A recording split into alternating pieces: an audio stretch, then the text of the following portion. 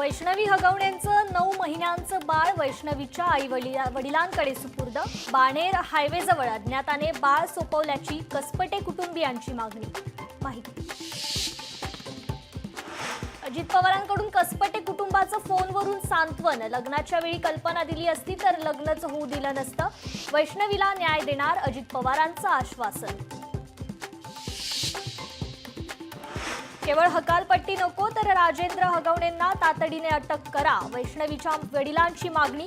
सुनेच्या आत्महत्येप्रकरणी गुन्हा दाखल झाल्यानंतर राजेंद्र हगवणे फरार। नणंद करिश्मा छळाचं कारण तर नवरा घरात नसताना सासू सासरे दीर आणि नणंद मारहाण करायचे। हगवणेंची सोडून गेलेली मोठी सून मयुरीचा आरोप। शशांकला सासऱ्यांकडून महागड्या वस्तू हव्या होत्या। हगवणेंची मोठी सून मयुरी जगतापचा आरोप तर सासूने वैष्णवीच्या वडिलांकडे फॉर्च्युनर कार मागितल्याचा दावा। आगामी पालिका निवडणुकांच्या पार्श्वभूमीवर एकनाथ शिंदेंचं सावध पाऊल। जागा वाटप युतीतील मित्रपक्षांबाबत आक्षेपार्ह टिप्पणी नको। एकनाथ शिंदेंच्या शिवसेना पदाधिकारी कार्यकर्त्यांना सूचना।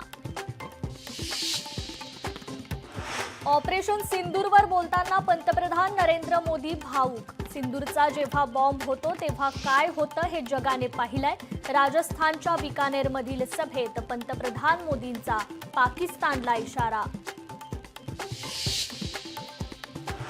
पाकिस्तानसाठी हेरगिरी केल्याचा आरोप असलेल्या ज्योती मल्होत्राच्या कोठडीत वाढ। यूट्यूबवर ज्योतीच्या कोठडीत 4 दिवसांची वाढ तर ज्योतीच्या मुंबई वारीची चौकशी सध्या सुरू।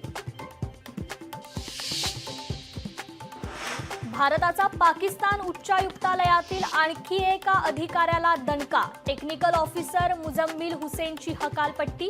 हेरगिरी प्रकरणानंतर कारवाई। 24 तासांच्या आत भारत देश सोडण्याचे आदेश। राज्यात पुढील 3 दिवस जोरदार पावसाची शक्यता। मुंबईसह उपनगरात जोरदार मान्सूनपूर्व पाऊस बरसणार। हवामान विभागाचा अंदाज।